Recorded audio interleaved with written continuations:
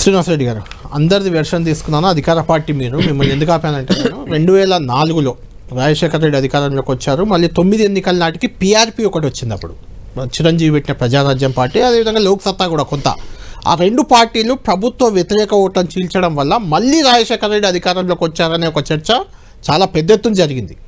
ఇప్పుడు కూడా అధికార పక్షానికి లాభం చేకూరేలా, లేకుంటే అధికార ప్రజా వ్యతిరేక ఓట్లు చీల్చేలా, బీఆర్ఎస్ ఓట్లే మెయిన్గా చీల్చేలా కవిత పార్టీ ఇప్పుడు రాబోతుంది. అది అధికార పార్టీకి లాభం అని ఒక చర్చ. కానీ కవిత గారు వెనుక కొంత రేవంత్ రెడ్డి ఉన్నారో, లేకుంటే కాంగ్రెస్ ఉందన్న కొద్ది రోజుల నుంచి ఆరోపణలు ఉన్నా అవి రోజు ఏం తగ్గలేదు. రేవంత్ రెడ్డి కూడా హిట్లర్ అన్నారు, నియంత అన్నారు, కర్కోట కూడా అన్నారు, ప్రజల ప్రాణాలు పోతున్నా పట్టించుకోవట్లేదు అన్నారు. ఏంటి ఈ పార్టీ ఎజెండా మీకు ఎలా కనిపిస్తుంది? ఈరోజు ఆమె స్పీచ్ చూశాక ఆమె ఈవెన్ బీసీ నినాదం గతంలో టీడీపీకి ఉండేది, అదే కలర్, ఎల్లో కలర్ జెండానే పెడుతున్నారు. ఆ బీసీ నినాదమే ఎత్తుకుంటున్నారు. సరే, విద్య, వైద్యం, వ్యవసాయం, ఉపాధి, సామాజిక న్యాయం, రకరకాల అంశాలు చెప్పారు. ఏమనిపించింది మీకు? దీంట్లో కొద్దిగా సమయం ఇవ్వండి.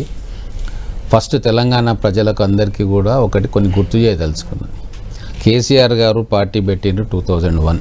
అవును, పార్టీ పెట్టినప్పుడు అనవసరంగా డిప్యూటీ స్పీకర్ ఉండే, మాకేదో ఇంత అధికారం, పొలిటికల్ అధికారం ఉండే. చంద్రబాబు నాయుడు ప్రాపకాన ఒక మంత్రి పదవి వస్తుంది, అక్కడనే ఉంటే ఏదో తప్పులు చేసిండా, పొరపాటు అయిందా, చంద్రబాబు నాయుడు గారితో సరిపోలేదా, మంత్రిగా ఉంటే తీసేసి డిప్యూటీ స్పీకర్గా పెట్టిండ్రు.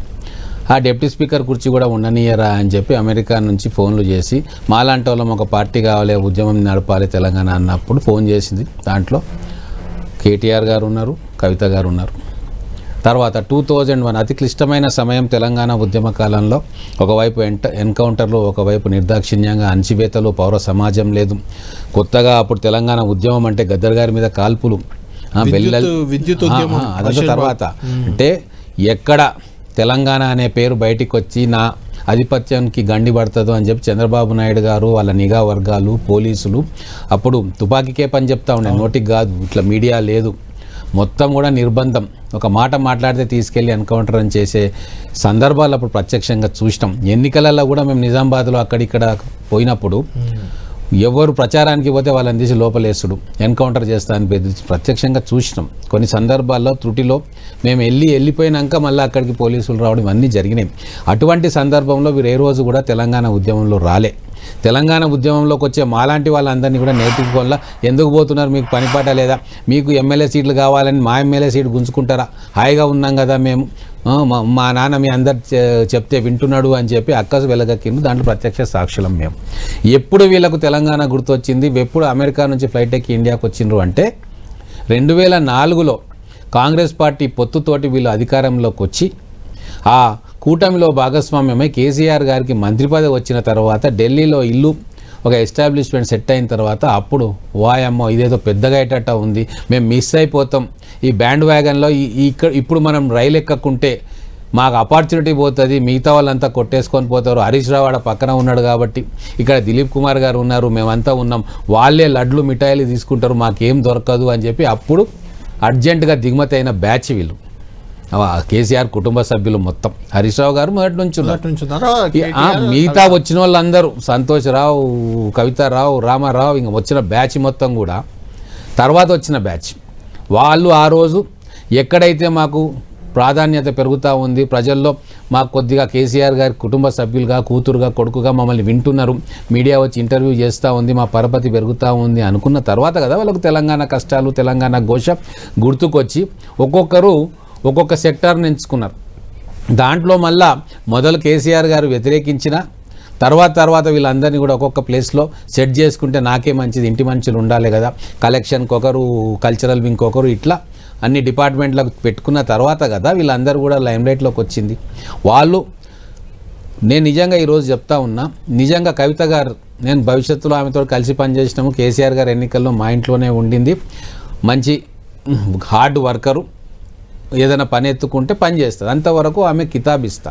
మహిళగా ఆమె ఒక పార్టీ పెడుతున్నది అంటే ఖచ్చితంగా ఇప్పుడు మహిళా రిజర్వేషన్ వస్తుంది కాబట్టి జనరల్గా కొట్లాడే కంటే మహిళా రిజర్వేషన్ వచ్చిన స్థానాల్లో ఆమె నిలబడవచ్చు, అక్కడ ఉన్న దాని ప్రకారంగా గెలవచ్చు కూడా, ప్రభావం చూపించే ఆ ఒక్క సీట్లో గెలిచే అవకాశం కూడా ఉంటుంది. వెల్కమ్ చేస్తూనే వీళ్ళ బ్యాక్గ్రౌండ్ ఒకసారి మళ్ళీ తెలంగాణ ప్రజలకు చెప్పాల్సిన అవసరం ఉంది. ఇప్పుడు మేము ఉద్యమకారులము, మేము త్యాగం చేసినాము, మేము బతుకమ్మ కోసం చేసినాము, సింగరేణి చేసినాము, ఉద్యమకారులు చచ్చిపోతే పోయినాము, ఇవన్నీ చెప్తున్నారు కదా. అసలు మీరు ఆ రోజు ఇండియాకు వచ్చినప్పుడు మీ ఆస్తులన్నీ, ఈరోజు మీ ఆస్తులన్నీ, ఇన్ని వందల కోట్ల రూపాయలు మీరు ఏ వ్యాపారాలు చేసి సంపాదించుకున్నారు, ఇది ఒకసారి తెలంగాణ ప్రజలకు చెప్పాలి. మీరు ఈరోజు తెలంగాణ వారసత్వాన్ని తీసుకుంటున్నప్పుడు మరి అధికారాన్ని అడ్డుపెట్టుకొని మీరైతే ఆస్తులు సంపాదించుకున్నారో అవన్నీ కూడా ప్రజలకు రాసిచ్చి ఉంటాయి. ఇగో నాకు ఇంత ఉంది, మా తండ్రి ప్రాపకంలో వారు ముఖ్యమంత్రిగా ఉన్నప్పుడు మేము ఇంత చేసుకున్నాము అని చెప్పి ఇవన్నీ నాకు వద్దు. ఆయననే ధిక్కరించిన క్షమాపణ చెప్పారు. నేను అదే చెప్తున్నా, ఆయన మరమనిషి అన్నారు, ఆయన మతి భ్రమించింది అన్నారు ఒక రకంగా. తోడేళ్ళు గుంటనక్కలు చుట్టుముట్టు ఉన్నాయన్నారు, అన్ని తప్పులే చేసిందన్నారు. ఎందుకు అంటే ఇన్ని తప్పులు చేసిన తర్వాత మరి ఆ తప్పుల్లో మీరు భాగస్వామ్యమైనాక ఆ తప్పుల్లో ప్రధానమైన కారణం మీరు కాబట్టి ఈ అవినీతిలో మీకు భాగస్వామ్యం లేదా? డిపార్ట్మెంట్లు పంచుకున్నారు కదా కుటుంబ సభ్యులు. ఇన్వాల్వ్ కానప్పుడు మీ కుటుంబ ఆస్తుల వివరాలు ఎన్ని, మీరేమైనా భూస్వామి కుటుంబమా, వందల వేల ఎకరాలు ఉన్నాయా, ఎంటర్ప్రైజ్ ఒక ఇండస్ట్రీ పెట్టారా మీ తాతలు ముత్తాతలు మీ నాన్నగారు? మరి ఏడికెళ్ళి ఇన్ని ఆస్తులు వచ్చినాయి, ఇన్ని భవంతులు వచ్చినాయి, ఇన్ని బిల్డింగ్స్ వచ్చినాయి, జూబ్లీ హిల్స్లో, బంజారాహిల్స్లో, ఇవన్నీ ఎక్కడికెళ్ళి వచ్చినాయి? ఈ సభ పెట్టడానికి డబ్బులు ఎట్లు వచ్చినాయి? ఇవన్నీ కూడా అక్కడ కూర్చొని ఆ రాక్షస గణంలో చేరిన తర్వాతనే మీరు భాగంగా ఉంటూనే కదా మీ వాటా మీకు వచ్చింది. అయినా ఎప్పుడు బయటకు వచ్చింది? మీకు ఎంపీ టికెట్ వచ్చింది. ఎంపీ టికెట్ మీరు గెలుచుకున్నారు, కేసీఆర్ వేవ్లో గెలిచిండ్రు. మరి సీఎంగా కేసీఆర్ గారు ఉన్నప్పుడు మీరు ఎంపీగా పోటీ చేస్తే మిగతా చాలామంది ఎంపీలు గెలిచిండ్రు టీఆర్ఎస్లో. మరి మీరెందుకు ఓడిపోయినరు?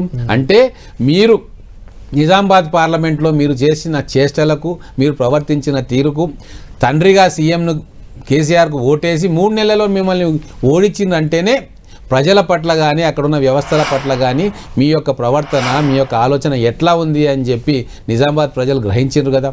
దాని తర్వాత మీకు ఎమ్మెల్సీ చేయాలని కొట్లాడిండ్రు కదా. దాని తర్వాత ఇంకేదో ఆశించిండ్రు కదా. ఆ ఆశించిన తర్వాత లిక్కర్ స్కామ్లో ఇరుక్కున్న తర్వాత దాంట్లో నాకు సపోర్ట్ చేయలేదు అని చెప్పి ఒక భావనతోటే కదా ఈరోజు కుటుంబ సభ్యుల మధ్య కలహాలను ఈరోజు బయటికి తెచ్చి దాని తెలంగాణ రంగు పులిమే ప్రయత్నం ఎందుకు చేస్తూ ఉన్నారు? తెలంగాణ ఉద్యమంలో రవీంద్రరావు గారు ఉన్నారు మొదటి నుంచి. నేను చాలామందిని చూస్తాను. నేను బయటికి వచ్చిన 2009లో వీళ్ళ వికృత చేష్టలను చూసి కేసీఆర్ తోటి తెలంగాణ రాదు అని చెప్పి నాకున్న అనుభవంతో అనుకొని నేను తెలంగాణ భవన్లో ప్రెస్ మీట్ పెట్టి కేసీఆర్తో తెలంగాణ రాదు, మీరు దిగిపోండి, కొత్త నాయకత్వానికి ఇవ్వండి అని చెప్పి అంచనా తప్పింది కదా. తెలంగాణ వచ్చింది, కేసీఆర్ తోటి రాలేదు. మేమందరం బయటికి వచ్చి ఉద్యమాలు ఒకటి కేసీఆర్ తోటే తెలంగాణ అయ్యేది ఉంటే ఇంకో 100 సంవత్సరాలైనా రాకుంటుండే. మాకు ఆ రోజు క్రిస్టల్ గా క్లారిటీ వచ్చింది. వారితోటి 7 సంవత్సరాలు ప్రయాణం చేసిన తర్వాత 2009లో టీడీపీ పొత్తు పెట్టుకున్న తర్వాత మాకు క్లారిటీ వచ్చేసింది. ఇది తెలంగాణ కోసం జరుగుతున్న ఉద్యమం కాదు, కుటుంబ సభ్యులు అధికారం కోసం ఎక్కి తర్వాత ముఖ్యమంత్రి కావడానికి జరుగుతున్న పోరాటం, తెలంగాణ ముసుగులో జరుగుతున్న పోరాటం అని అర్థమైన తర్వాత ఆ రోజు మహబూబ్ నగర్లో నేను జిల్లా అధ్యక్షుడిగా లేకుంటే కేసీఆర్ ఓడిపోతూ ఉండే. నేను ఇన్ఛార్జిగా వీళ్ళందరూ మా ఇంట్లోనే ఉన్నారు. ఇదే కవిత, ఇదే కేటీఆర్ వచ్చారు, కేసీఆర్ మా ఇంట్లో ఉన్నారు. ఆ రోజు నేను ఒక్కరిని పక్కకు తప్పుకుని ఉంటే కేసీఆర్ అక్కడ ఆ రోజు రాజశేఖర రెడ్డి గారు ఫోన్ చేసినా సరే నేను ఖరాఖండిగా నేను పక్కకు తప్పుకుంటే ఉద్యమ నాయకుడు ఓడిపోతాడు, ఆయన ఓడిపోతే తెలంగాణ ఉండదు, మేము ఉద్యోగాలు వదిలేసి వచ్చి ఇన్ని 100 మంది 1000 మంది పనిచేస్తూ ఉన్నారు, మా త్యాగం మా శ్రమ వృధా అవుతుంది, మా కోసం కాదు భవిష్యత్తు కోసం అని చెప్పి ఖరాఖండిగా వద్దు అని చెప్పి అక్కడ నిలబడ్డం. నా మహబూబ్ నగర్ అసెంబ్లీలో 30,000 లీడు, పక్కన దేవరకద్ర నేను చూస్తున్న దాంట్లో 18,000 లీడు. వాటితోటి కేసీఆర్ బయటపడ్డాడు. ఆ రోజు ఇప్పుడున్న పెద్ద పెద్ద నాయకులు చాలామంది కేసీఆర్ను ఓడగొట్టాలని చెప్పి మహబూబ్ నగర్లో తిష్టేసారు. చంద్రబాబు నాయుడు ఇన్స్ట్రక్షన్స్, రాజశేఖర రెడ్డి ఇన్స్ట్రక్షన్స్, ఎవరు గెలిచినా పర్వాలేదు కేసీఆర్ను ఓడగొడితే తెలంగాణ ఉద్యమం సమాప్తం అవుతుంది అంటే నాకు నష్టం చంద్రబాబు ఓడగొట్టాలనుకున్నారు. అరే చాలా మంది వచ్చి మహబూబ్ నగర్లో తిష్టేసారు తెలుగుదేశం పార్టీ నాయకులు. రాజశేఖర రెడ్డి గారు ఆ రోజు స్వయంగా విఠలరావు గారితో నాకు ఫోన్ చేయించిండ్రు, నువ్వు పక్కకు జరుపుకుంటే అవుతుంది అంట కదా అని. నేను ఢిల్లీలో కస్టమ్స్ ఆఫీసర్గా ఉన్నప్పుడు రాజశేఖర రెడ్డి గారు పరిచయం, నాకు చాలా మంది అధికారులు పరిచయం, నేను కూడా ఆఫీసర్గా ఉండే. అటువంటిది నో అని చెప్పి ఆ రోజు తెలంగాణలో గెలిపించుకొని వెంబడే బయటకు వచ్చేసినాం. ఎందుకంటే ఆయన గెలిపించడం ముఖ్యం తెలంగాణ ఉద్యమానికి, కేసీఆర్ కాదు, వాదం నిలబడుతుంది. మళ్ళీ ఈయనతోటి మనం సావాసం చేయలేము, ఈయన వల్ల తెలంగాణ రాదు అని నిర్ణయం తీసుకొని బయటకు వచ్చిన తర్వాతనే కదా ఆ రోజు బీజేపీది కూడా ఉప ఎన్నిక వస్తే కోదండరామ్ గారు చాలా ఆలోచన చేస్తున్నారు, జేఏసీ చాలా ఆలోచన చేసింది. ఆ రోజు మొత్తం తెలంగాణ ఉద్యమం అంతా పొలిటికల్గా టీఆర్ఎస్కి అనుకూలంగా కావాలని చెప్పి నిర్ణయం తీసుకుంటే మరి భారతీయ జనతా పార్టీని ఉద్యమంలో భాగస్వామ్యం ఎట్లా చేయాలి? కాంగ్రెస్ పార్టీ ఇస్తా అంటున్నది, సమయం చూస్తున్నది. మరి ప్రధాన ప్రతిపక్షం పార్లమెంట్లో 150 సీట్లు ఉన్న పార్టీ కూడా మనకు అండగా ఉండాలంటే వాళ్ళకు కూడా తెలంగాణలో స్టేక్ ఉండాలి అని చెప్పి కదా నేను నిర్ణయం తీసుకొని భారతీయ జనతా పార్టీ 3% ఓటు కూడా లేని భారతీయ జనతా పార్టీలో నేను ఆ రోజు వెళ్ళి చేరడం ఎందుకు అంటే ప్రజల దృష్టి, భారతీయ జనతా పార్టీ జాతీయ నాయకత్వం దృష్టి తెలంగాణ మీద పడాలి. తెలంగాణలో కూడా మాకు స్టేక్ ఉంటుంది, మేము సపోర్ట్ చేస్తే భవిష్యత్తులో ఈ రాష్ట్రం నుంచి మాకు ఎంపీ సీట్లు వస్తే మా పార్టీ బలగం పెరుగుతుంది అన్న ఉద్దేశం వాళ్ళకి కావాలని చెప్పి మేము అందరం కలిసి తీస్తే జేఏసీ కూడా సపోర్ట్ చేసింది. అదే కారణాలతో. అంటే ఆయన నిలబెట్టడానికి మేము శ్రమపడ్డాం, వాళ్ళ కుటుంబ సభ్యుల ఆస్తులు పెంచుకోవడానికి మా త్యాగాలు అవసరమైనవి. నేను ఒక్కని కాదు, మొత్తం 1996 నుంచి ఎవరెవరైతే త్యాగాలు చేసినో సర్వం కోల్పోయినరో వాళ్ళందరినీ ఎక్కడ కూర్చోబెట్టుకున్నారు? అధికారంలో రాగానే ఈమె ఎవరి పంచన చేరింది, ఎవరి దగ్గర డబ్బులుంటే ఎవరి దగ్గర భూములుంటే వాళ్ళ పంచన చేరి ఏమో చేద్దామని చేయడం ఎన్ని తెలియదు మాకు. కానీ అవన్నీ అయినాయి సరే, కానీ కనీసం ఇప్పుడైనా బయటికి వచ్చి, ఇప్పుడు లోగొట్టు పెరుమాళ్ళ కెరక అంటారు, ఇప్పుడు కాన్సన్ట్రేషన్ క్యాంపులో యూదులను పెట్టి చిత్రహింస చేసిన జర్మనీ హిట్లర్. కానీ ఆ క్యాంపులో ఏమేం జరుగుతుంది అని ఎవరికి తెలిసింది? దాంట్లో నుంచి తప్పించుకొని బయటకు వచ్చిన వాళ్లకు వాళ్ళు వచ్చి చెప్పినారు ఎంత ఘోరాలు జరుగుతున్నాయో. ఒక విధంగా సంతోషమే. బీఆర్ఎస్ పార్టీ ఒక ఫెయిల్యూర్ పార్టీ, కేసీఆర్ అనేటి ఆయన ఇప్పుడు ఒక ఫెయిల్యూరు. ఆయన అవసరం తెలంగాణ ప్రజలకు లేదు. ఆయన తీసుకున్న ప్రతి నిర్ణయం స్వార్థంతో కూడుకున్న నిర్ణయం. ఆయన ప్రాజెక్టులు కట్టినా కూడా డబ్బుల కోసం హిట్లర్ అంటుంది కదా. వస్తాను ప్రతిపక్ష పార్టీలో ఉన్నప్పుడు రేవంత్ రెడ్డి అద్భుతంగా చేసిండు అంటే అంటారా?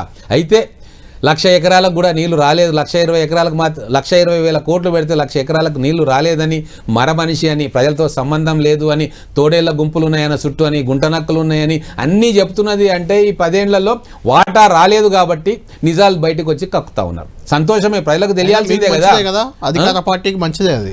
మంచిది చెడ్డదని కాదు. ఇప్పుడు ఎప్పుడు కూడా అధికారంలో ఉన్నప్పుడు వావా అంటారు, మనకు తెలిసిన విషయమే. కుర్చీ వదిలి పక్కకు జరిగినాక నిజాలు బయటికి తెలుస్తాయి, సత్యంగా యథార్థంగా విశ్లేషణలు జరుగుతాయి. సంతోషమే. ఇప్పుడు అన్నీ చూసిన ఆమె అన్ని పాపాల్లో భాగస్వామ్యం అయినా ఆమె బయటికి వచ్చి ఈరోజు మేము పాపం చేస్తాను, ప్రాయశ్చిత్తం చేసుకుంటా, తెలంగాణ ప్రజల కోసం ఇప్పుడు పనిచేస్తా అంటే స్వాగతిస్తాం. అలాగే ఆమె చెప్పిన మాటలన్నీ కూడా తెలంగాణ ప్రజలు గమనించాలి. కవిత గారిని మీరు ఆదరిస్తారా లేదా అది వ్యక్తిగతం, మీరు ఆదరిస్తే ఆదరిస్తారు. కానీ కవిత గారు చెప్పే ప్రతి మాట అక్షర సత్యాలు కాబట్టి వాటి మీద మీ దృష్టి పెట్టాలి తెలంగాణ ప్రజలందరూ అని చెప్పి చెప్తా ఉన్నాను. శ్రీనివాస్ రెడ్డి గారు, ఒకటి ఫైనల్ క్వశ్చన్ మీకు. మీరంతా ఇప్పుడు నా డిబేట్లో ఉన్న అంతా మీరు కానీ, కోదండరామ్ గారు కానీ, దిలీప్ కుమార్ గారు కానీ, ఒక రవీంద్రరావు బీఆర్ఎస్ నాయకుడు కాబట్టి ఆయన పక్కన పెడితే మిగిలిన మీరు ముగ్గురు కేసీఆర్ను విభేదించిన వాళ్ళే. ముందు ఆయనతో ట్రావెల్ అయ్యారు, ఆ తర్వాత విభేదించి బయటకు వచ్చారు, ఆయన వైఖరిని తప్పుపట్టారు. కానీ ఆయన ఏం చేయలేకపోయారంటే తెలంగాణ తెచ్చాడు, ముఖ్యమంత్రి అయ్యాడు, 10 ఏళ్ళు ఉన్నాడు, సరే దిగిపోయేటప్పుడు ప్రభుత్వ వ్యతిరేకత వచ్చి దిగిపోయాడు. ఇప్పుడు కవిత ప్రతిపక్షము నాదంటుంది, రాబోయే అధికార పక్షం నేనంటుంది. అంటే సొంత కూతురే కేసీఆర్ను నిలువరించగలుగుతుంది అని మీరు నమ్ముతున్నారా? అంటే కేసీఆర్ పని ఖతం చేస్తుందని నమ్ముతున్నారు? ఇప్పుడు ఒక్కటండి, ఇప్పుడు కేసీఆర్ పని ఖతం అయిపోయింది ఆల్రెడీ. ఎప్పుడైతే 2023లో కేసీఆర్ కుర్చీ దింపేసిండ్రో తెలంగాణ ప్రజలు కంప్లీట్గా కేసీఆర్ ఆయన చుట్టూ ఉన్న బలగము, తోడేళ్ళు అంటారా, గుంటనక్కలు అంటారా, వాళ్ళందరి సంగతి, ఆయన చేసిన వ్యవహారము, అవినీతి, కబ్జా, నిఘా నీడలో తెలంగాణ ఉన్నదని కూడా చెప్పిండ్రు కదా. అంటే ఆ నిర్బంధము అవన్నీ కూడా అర్థమైన తర్వాతనే మళ్ళీ మాకు స్వేచ్ఛ రావాలి అని చెప్పేసి ప్రజలు తిరుగుబాటు చేసి జీవన్ రెడ్డి లాంటి నాయకుడు రేవంత్ పోవాలి, కేసీఆర్ రావాలి అని అంత సుదీర్ఘ అనుభవం ఉన్న నాయకులు వస్తున్నారు కదా. జీవన్ రెడ్డి గారికి ఏం క్రెడిబిలిటీ ఉన్నదండి? ఇప్పుడు టికెట్ ఇచ్చిన ఎన్టీ రామారావు గారు అనామకుడుగా ఉన్న వ్యక్తిని తీసుకొచ్చి ఎమ్మెల్యే చేస్తే కనీసం 1 సంవత్సరం కూడా తిరిగిందో లేదో, సంవత్సరం కూడా కాలేదు, వెన్నుపోటు పొడిచి నాదెండ్ల భాస్కర్ రావు గారు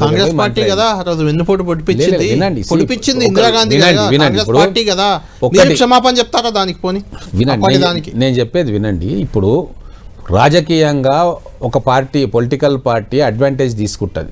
ఇంట్లో మసలం లేకుంటే ఇంట్లో వాళ్ళు బయటకు వచ్చి మేము ప్రభుత్వాన్ని పడగొడతాము అన్నప్పుడు ఖచ్చితంగా రాజకీయం చేయాల్సిందే, చేస్తారు. కానీ ఒక వ్యక్తి ఇంటిగ్రిటీ మనం చూడాలి అంటే క్లిష్టమైన సమయంలో వారు నాయకుని పక్కన ఉన్నారా, ప్రజల పక్కన ఉన్నారా, పార్టీ పక్కన ఉన్నారా? ఒకవేళ పార్టీని వదిలేసి నాయకుని విమర్శిస్తే దాంట్లో ప్రజల కోసం విమర్శిస్తున్నారా, సొంతంగా కుర్చీ కోసం విమర్శిస్తున్నారా అని బేరీ చేసుకుంటున్నప్పుడు జీవన్ రెడ్డి గారు ఎక్కడ నిలబడతారు? న్యాయం పక్షాన్ని నిలబడతారా? వారికి ఇంటిగ్రిటీ ఉందా లేదా అనేది 30-40 ఏళ్ళ చరిత్ర చూస్తాం. ఒకటి వారు ఏదో చెప్పినరు ఇప్పుడు అని చెప్పి కేసీఆర్ ఎన్నెన్ని మాటలు అన్నాడు. ఇప్పుడు కరీంనగర్ పార్లమెంట్ ఎన్నికలలో పోటీ కేసీఆర్ ఎన్ని మాటలు 100 కోట్ల రూపాయలు గుప్పించిండు, అందరికి ఫోన్లు చేసి ఏమేమి మాటలు మాట్లాడిన అవన్నీ మాకు తెలియదా? అంటే మీకు ఇక్కడ కుర్చీ రాలేదు 1 ఇయర్ అని చెప్పేసి మీరు రేవంత్ రెడ్డి గారు ఏమో చేసిండ్రు, రేవంత్ రెడ్డి గారు ఇట్లా అంటే దానికి అది కేసీఆర్ను మెప్పించుకునేది. కవిత చాలా స్పష్టంగా చెప్పింది, 75 ఏళ్ల నవయువకులను తీసుకొచ్చి ఏం బాగుకుంటారంటారు, మీరు 1000 ఏళ్ళైనా మారరు అని చెప్పి ఆమె చెప్పింది కదా, వాస్తవమే కదా. ఈరోజు యువకులు లేరా? తెలంగాణ రాష్ట్ర సమితిలో మనుషులు లేరా? త్యాగాలు చేసిన వాళ్ళు లేరా? వాళ్ళకి లేని ఇంపార్టెన్స్ తీసుకొచ్చి మళ్ళీ ఇప్పటిలాగా బయటికి రాని కేసీఆర్ ఒక్క సభ వచ్చి మళ్ళీ లోపలికి పోయింది. చాలా స్పష్టంగా అన్నారు కదా, ఫామ్ హౌస్ దాటి రారు మీరు, ప్రజల మధ్యలో ఉండరు, మీరు మారినరు, మీతో ఏం కాదు, 1000 ఏళ్ళైనా తెలంగాణ బీఆర్ఎస్ అనేది పోతుంది. బీఆర్ఎస్ క్లియర్ గా ఒరిజినలే, డూప్లికేట్ అంటే వాటర్ బాటిల్స్, కోల్గేట్ పేస్ట్ కూడా కోల్గేట్ ఒరిజినల్, కూల్గేట్ ఇంకొక ఓ యాడ్ చేసి ఇలా పెట్టింది ట్వీట్. మీరు ఫైనల్గా చెప్పండి, కవిత పార్టీ ప్రభావం ఎంత, లేకుంటే కవిత ప్రభావం ఎంత రానున్న ఎన్నికల్లో కానీ, ఆమె ఏ రకమైన ఇంపాక్ట్ చూపిస్తుంది మీకున్న అంచనాతో? ఇప్పుడు కవిత పార్టీ ప్రభావం ఎట్లా ఉంటుంది, ఎవరెవరు ఆదరిస్తారు, ప్రజలు ఆదరిస్తారా లేదనేది ఎన్నికలు అప్పటి వరకు చూడాల్సిందే. తెలంగాణ ప్రజలు చాలా తెలివైన వాళ్ళు, ఎవరిని ఎప్పుడు ఆదరించాలి, ఎవరిని ఎక్కియాలి, ఎవరిని దింపాలి అనేది వాళ్ళకి స్పష్టంగా ఇక్కడ వైబ్రెంట్గా ఉండే ఒక సివిల్ సొసైటీ ఉంది, సంఘాలు ఉన్నాయి, అన్ని రకాల కుల సంఘాలు కావచ్చు, ప్రజా సంఘాలు కావచ్చు, పొలిటికల్ పార్టీస్ కావచ్చు, రకరకాల ఆలోచనలతోటి కలిసి పనిచేసుకుంటూ ఒకరినొకరు విమర్శించుకుంటూ ప్రజాస్వామ్యబద్ధంగా తెలంగాణకు ఏది అవసరమో అని చెప్పి యూనిఫైడ్గా ఒక కంబైన్డ్ థాట్ ప్రాసెస్ని ప్రజలకు తీసుకుపోయే శక్తివంతమైన ఒక ప్రజా సంఘ సివిల్ సొసైటీ కాంబినేషన్ పొలిటికల్ పార్టీస్లో ఉన్న వాళ్ళు కూడా ఒక మంచి వైబ్రెంట్ పొలిటికల్ డెమోక్రసీ ఇక్కడ ఉంటుంది. కాబట్టి ఆమె చేసే పనులు, ఆమె ప్రజలు తిరిగే పనులతోటి ఆమె ఒక సీట్ గెలుస్తుందా, 1% ఓటు సంపాదిస్తుందా, 2% సంపాదిస్తుందా, 5% సంపాదిస్తుందా, రిజిస్టర్డ్ పార్టీగా రికగ్నైజ్డ్ పార్టీగా మారుతుందా అనేది ఖచ్చితంగా మనం అసెంబ్లీ ఎలక్షన్స్ తర్వాతనే చూడాలి.